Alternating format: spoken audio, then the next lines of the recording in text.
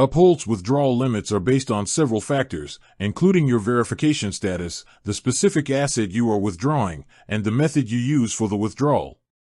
For individual, verified accounts, Uphold sets different tiers of limits.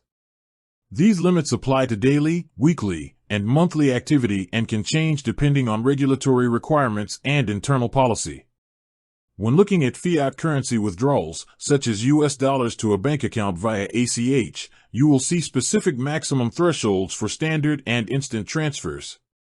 Standard ACH withdrawals are generally free but take longer to process, while instant options come with a fee but are much quicker. The daily, weekly, and monthly ceilings are often substantial for verified users. Cryptocurrency withdrawals also have limits. While Uphold may not impose a percentage-based fee on crypto withdrawals, there will be standard network fees and often a small fixed service charge. The platform's withdrawal limits for crypto may be subject to different maximums than fiat withdrawals. If your account is not fully verified, or if you are withdrawing newly deposited funds, temporary restrictions may apply. For example, a settlement period may restrict a withdrawal of funds that were recently deposited from a bank account via ACH until the transaction is fully cleared.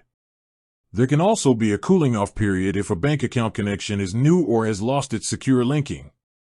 If you require higher limits than the standard tier, Uphold offers a process for requesting increased limits, which usually involves enhanced due diligence on your part. It is always recommended to check the dedicated fees and limits page on the Uphold support website for the most accurate and up-to-date information relevant to your account and region.